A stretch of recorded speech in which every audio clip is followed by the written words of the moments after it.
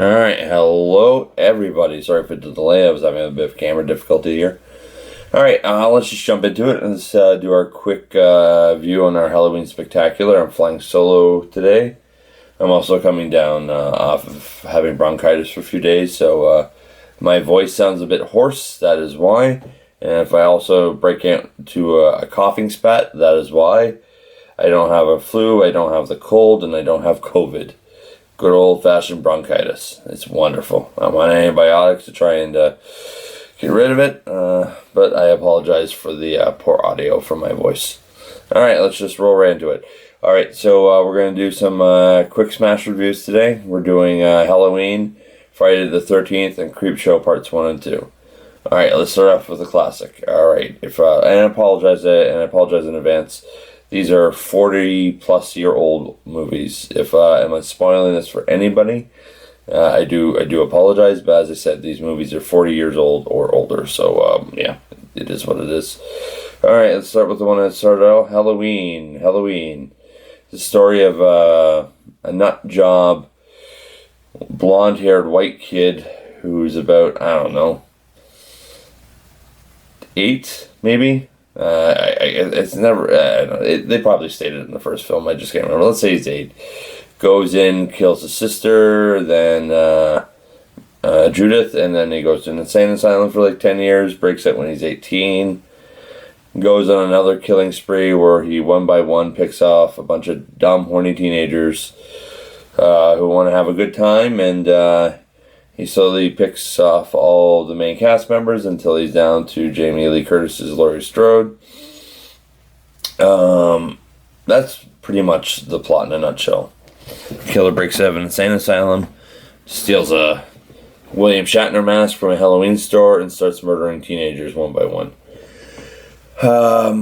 If you're in the horror and slasher films, it's good fun. The camera angles are very generic. It is very straightforward. It is one of John Carpenter's early films, but it's a decent slasher. It's not the original slasher, but it's the one that got the slasher craze going in the late 80s. I believe, if I remember correctly, came out in 1978. It's one of Jamie Lee Curtis's earliest films as well. She does a decent job as Laurie Strode. You know, she's not going to exactly win an Oscar for her performance in the film, but it's doable, it's enjoyable, it's entertaining. As I can say with the film too, the kills aren't spectacular. It's not an overly gory film. It's more like suspenseful and shock value scary kind of thing. It's a fairly simple paint-by-number slasher. And then I guess we'll just roll straight on to Halloween Part 2, which came out 3 years later in 1981. It basically follows the events of the first Halloween film. It picks up a slightly comatose Laurie goes to the hospital where she kind of spends most of the film kind of out of it, even though she's technically the lead character. We focus actually more on the hospital personnel who are slowly killed off one by one by Michael Myers, who everybody who just technically disappeared at the end of the first film, who has heard over through a radio broadcast because he randomly walks by a kid who has a boombox. Finds out Laurie Strode's at the hospital, so he makes his way over to the hospital. And during the process, he kills some random townspeople before he gets there. And once he gets there, he randomly starts slaughtering the hospital staff one by one until I guess Laurie finally breaks out of her coma and then has to fight Michael again, and it ends with Dr. Loomis igniting an oxygen container in the OR room and blowing him and Michael Myers to hell and back. This film essentially effectively killed Michael Myers, which then forced the next film, Halloween 3, to go in a different direction. That's when Halloween did the anthology, and I guess I'll throw in Halloween 3 in there quickly. Halloween 3 Season of the Witch was a mythology film. The plot was basically a nut job millionaire who's like a Celtic druid cultist steals parts of Stonehenge so he can then use its power to use mass as like a possessing vehicle to suck the life force out of children to resurrect Samhain, or how it's sometimes mispronounced as Samhain. And that's pretty much it. And then we have some hero character's name I can't remember, who's played by Tom Atkins, if I remember the actor correctly. Basically, he figures out the plot, and apparently there's also cyborgs. Not really cyborgs, but more like androids in the film that kill anybody who find out about what's going on, and then he's got to face off against them, and then basically kill all the androids, kill off the druid cultists, and try to escape in time to have all the radio stations shut down and stop broadcasting the signal, so it doesn't end up murdering a bunch of young children on Halloween night. There's coffin number 1. Alright, so basically that's the first 3 Halloween films in a nutshell. They're fun, they're entertaining, they're nothing to write home about. They're fairly simple, straight by number slashers. The third one tries to change it up a bit. At the time, people are really ticked off about it, and that's why they brought Michael Myers back for the later sequels. For me, this is where Halloween ends. I enjoyed the first 2 films, and I enjoy Halloween 3 as something a little bit different. As I said, it's an anthology film. That's what it was meant to be, and then Halloween 4 was supposed to be like, if I understand it correctly, like some kind of vampire film.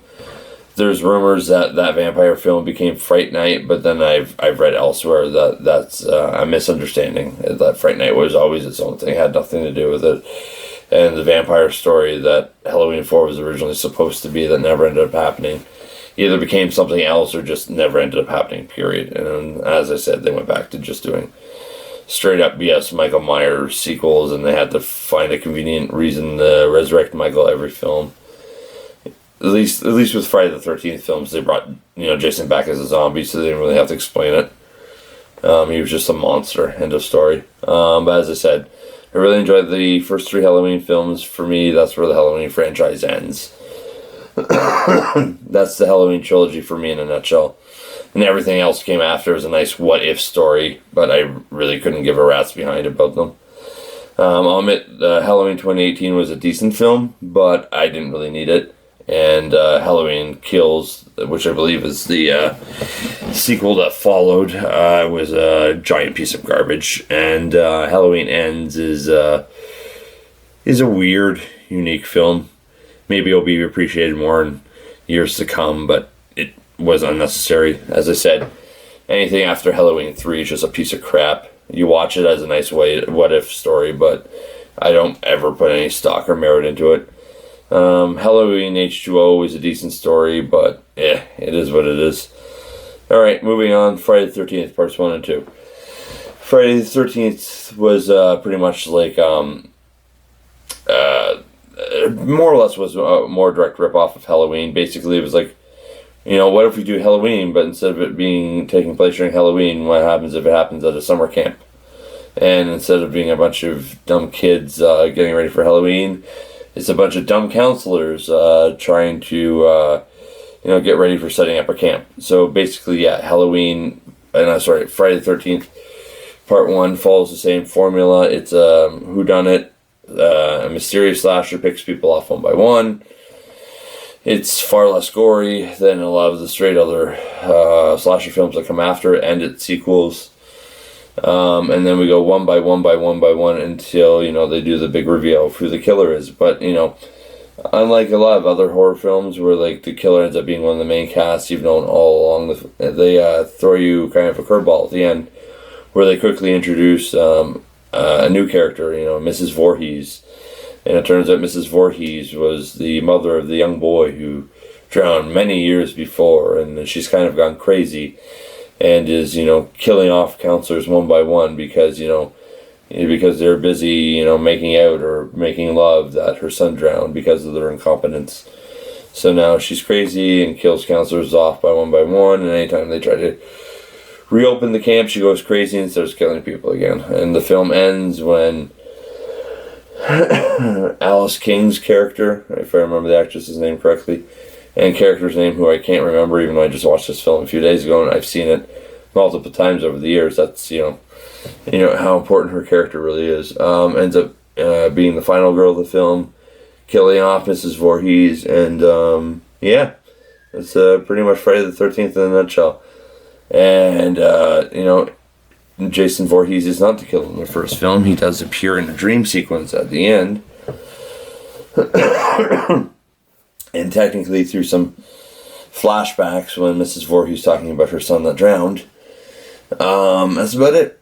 And Jason doesn't show up until the second film, which he's the killer, in which he more or less shows up as in a plaid shirt, over blue jean overalls, and a sack bag for a mask. He doesn't have the classic Halloween, hockey mask yet. And basically it's the same thing. A few years later, somebody tries to open a camp close to where the other camp was.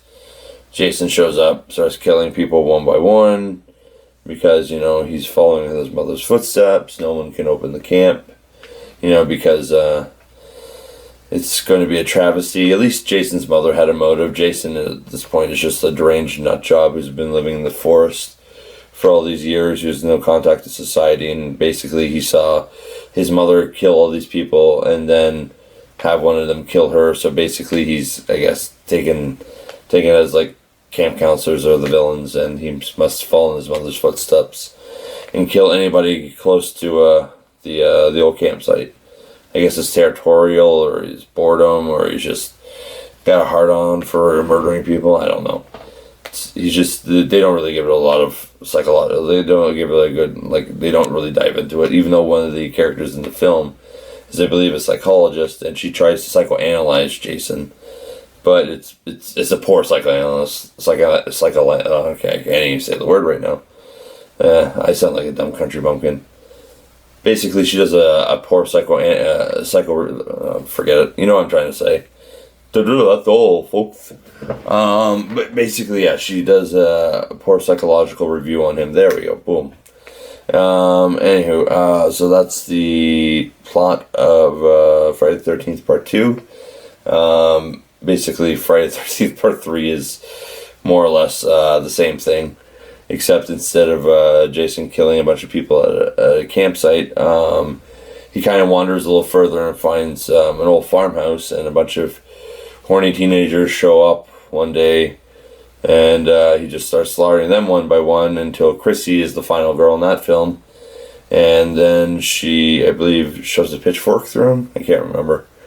Or, yeah, it's been a bit since I saw Friday the 13th Part 3. I kind of just threw into that review off the huff. Yeah, because I watched Part 1 and 2 like a week ago back to back. I haven't watched Part 3 since last Halloween, but it's fairly paint by numbers plot. Jason shows up, kills a bunch of teens in a farmhouse instead of a campsite. This is the one where he gets his iconic Halloween mask. The appearance of Jason also changes between parts 1 and 2. Part 2, he kind of his deformity was more or less, I guess, a little bit more rugged and poorly done. He had a bit of a beard and long hair. This one, he's a little bit more deformed. He somewhat looks like the monster from Goonies, like the deformed guy in that film. He's also not bald in Friday the 13th Part 3. Anywho, so yeah, if you enjoy, a country bumpkin who goes up and slaughters a bunch of people one by one for the sake of slaughtering people. Oh, and I think Friday the 13th Part 3 also tried to allude that Jason tried to, inappropriately have relations with the main girl years ago, Chrissy. That was something they threw in there as a curveball just to make it a bit different. But anywho, that being said, I'll give Friday the 13th the kudos of trying to be a bit different.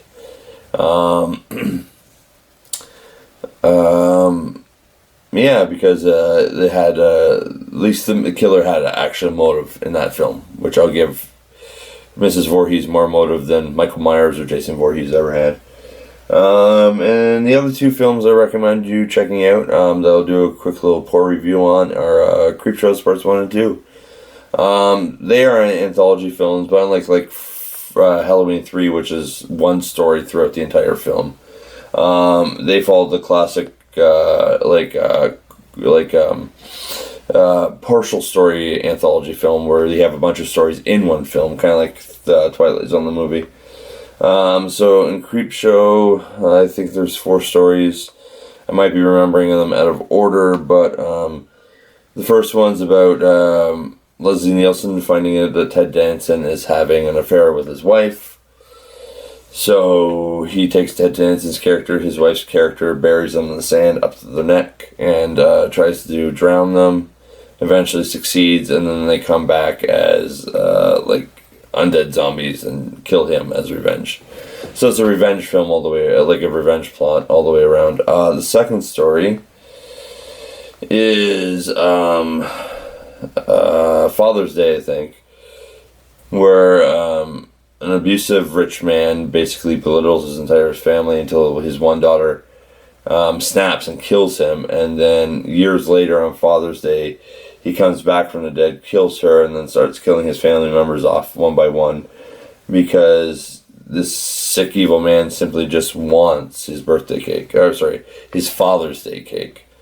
I actually do feel a little sorry for all the victims in this one, and I actually feel no sympathy for the killer in this one, and I personally hope, eventually he just goes back in the grave and burns and rots in hell. Third story in Creepshow 1 is the Beast. Basically, this guy finds this creature in the basement in a box. He lets it out. It starts killing people at the university randomly. He's able to get away and tell his friend about it. And his friend has the idea of luring his abusive wife, who, belittles him and mentally berates him all the time. And his plan is to then lure her into the basement and have this creature kill her. He does, and then he gets rid of the creature by dumping it in. And then he goes back and he tells his friend all about what happened. His friend is, appalled because he initially accidentally let the creature loose and it killed some people. And he felt, devastated by it. And he can't believe his friend who he confided in used it as a leverage to get rid of his crazy evil wife. And then, of course, the last shot shows the creature breaking free from the box in the lake and assumingly going to get revenge. And then it cuts to the fourth and final story, where basically there's this germaphobe who locks himself away in an apartment somewhere in New York. And then basically, he's mean and a jerk to everybody.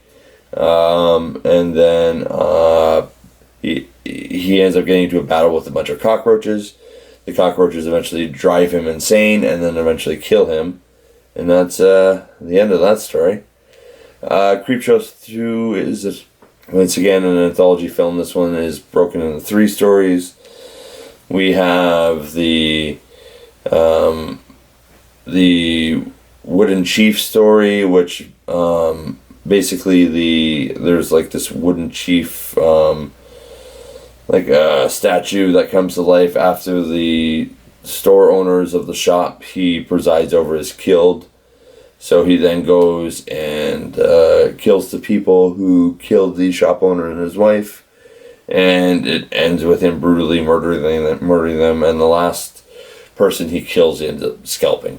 Story 2, which I feel is the strongest story in the entire thing, is basically kind of like a rip-off of Blob and Jaws kind of melded into one, where there's this blob in the water and it kills a bunch of teenagers on a raft. It's not much more than that. It's pretty straightforward. A bunch of teenagers go to the party on the lake. They get on a wooden raft. This black blob slowly kills them off one by one. That's that story. And the third story in that one is basically a woman hits a homeless guy, goes crazy as she's driving home because she's just killed a man, hit and run. And then it initially is kind of alluded to that she's just going crazy, but because she keeps seeing the man again, he keeps coming back and thanking her for the ride, and in a sense driving her more insane. And it's kind of left a little ambiguous, except for the end, which kind of I feel like they should have left the whole thing ambiguous, whether she died or not, whether she was going crazy or not. But they reveal at the end, like, she's got this sign saying Dover on her lap when her husband finds her dead in her own car. So it's implied that the guy who she hit, his spirit has come back and driven her nuts and killed her. Or forced her to kill herself by basically, in a sense, shutting her car into her garage and I think dying of carbon monoxide poisoning. But yeah, that's those, I guess, 8 films in a nutshell. Yeah, I recommend checking out Friday the 13th parts 1 through 3, Halloween parts 1 through 3, and Creepshow parts 1 and 2. I know this Halloween review is coming a little late, but busy with the family / getting sick and all that jazz. Alright, I hope everyone has a spooktacular Halloween. Get out there, enjoy yourselves, have a good scare or two, and watch some horror films. Alright, have a good one. Adios.